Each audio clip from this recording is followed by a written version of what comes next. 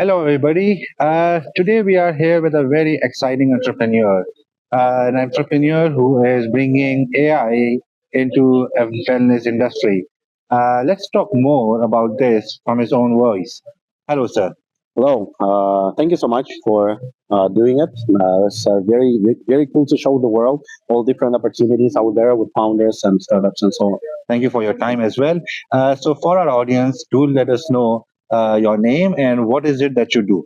My name is Nikita Starov. I'm from Turkmenistan, 25-year-old entrepreneur, and we built and are on the way to building the AI personal trainer that'll help users work out anywhere at any time with a real-time AI voice feedback that'll tell them what they're doing right, wrong, motivate them, correct them, count reps, calories, and even joke sometimes. I was like, that's really what we're building. So it's an interesting idea and concept that you're bringing AI to the wellness and health sector. Uh, Talk us more about what your platform is unique in terms of its offerings. So there are hundreds, thousands different platforms out there for wellness and fitness that provide you with the content that you're repeating and you're watching and trying to repeat. Right. So we want to bring that super engaging feature for the user when they're exercising and they're feeling as if someone is actually looking at them while they're exercising, keeping them accountable. Feels very human and provides real time feedback and also very detailed analytics of everything that you're doing. It's like you will never be able to achieve that with just the content. At the end of the workout, we're giving you very detailed statistics and data of everything that you have done during the workout, including reps, calories you burned, all the mistakes that you have done, how active you were, what you need to work on, and so on for your further exercises. That's what the unique feature. And especially for those people who don't even get a time to go and work out and all that thing, how do you think that this would fit into their routine? We actually target those people who are not going to the gym 3, 4, 5 times a week. We target those people who actually don't have time to go to the gym. They're usually office workers or remote workers or housewives and so on. We are helping them to avoid actually going to the gym. We to avoid the commute, to avoid the fees, and just to enjoy to have a very fun workout at home that'll help them to stay active and many different things. And in what languages does this platform offers? Because that is another element, and because of the humor that you talked about, is it needs to be within their own local language. That's a very cool question. For now, we have it in English, but we have already clients all around the world, and our users tell us that they want to experience it in their own language. So within the next 2 to 3 months, we'll have several languages, including but not limited to again Spanish language and German and Italian. These are like the three markets that are very curious to use our platform. So how long has it been started, and how many users do you right now have? We have slightly different business models, so we do not set the KPI based on the users that we have. But right now, we set the KPI on the B2B partners that we have for our platform because our main business model is we integrate our AI personal trainer via the SDK into other digital health companies to make their offering stronger to their users.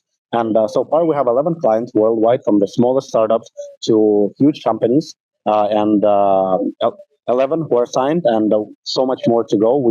We're hoping to get about 100 B2B clients by the end of this year. And then these obviously have members into their platforms, and users are basically the cumulative amount of all the active monthly users of our current 11 clients exceed 35 million right now. Wow. Yes.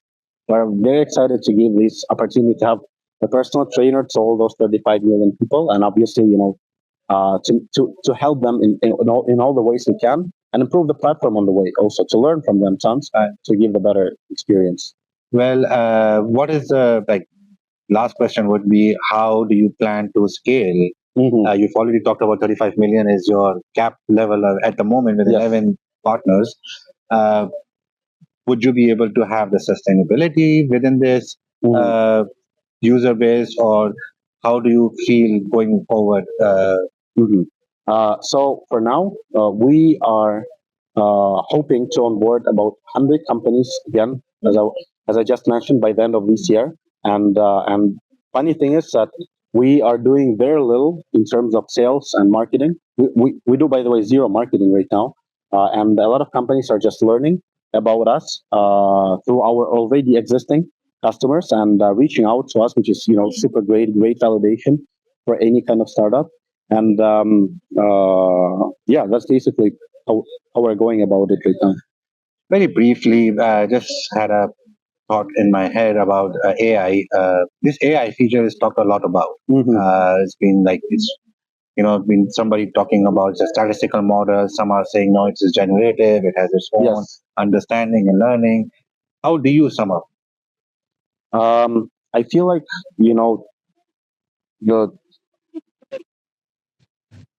AI in the first place should serve humans in all the ways possible, and no matter if it's generative AI, it doesn't really matter what type of AI out there. The main purpose that the people should have in mind while building it, that it has to somehow serve the humanity and help the humanity to achieve more. Essentially, almost every technology has pushed the humanity to be better at something. Yeah. And there's a lot of hype right now that the AI will take our jobs and so on. The same way, most likely, there's been a hype like that when we were moving from horses to cars. Yeah. And look at like how many developments have happened, how many jobs have been created instead. Yeah. The same way when computer came out to the mass market, so many jobs were lost. People who would just do the cold call. But a lot of people would lose their jobs. But now look at what's happening in the history. Progressive element. Yeah, it's progressive. It has to happen. A lot of people have to lose their jobs to get better at it. But no matter what type of AI, it has to serve the human. Well, here you guys, it's a very interesting startup getting into the health and fitness industry and how technology is helping creating a very engaging way to help keep us fit and mentally and physically. So thank you so much for your time, and hope you also enjoy the conversation. We will have the links on the bottom of the YouTube, so you can actually connect more with it and learn more about it. Thank you so much for Thank you so much. Pleasure. Thank you.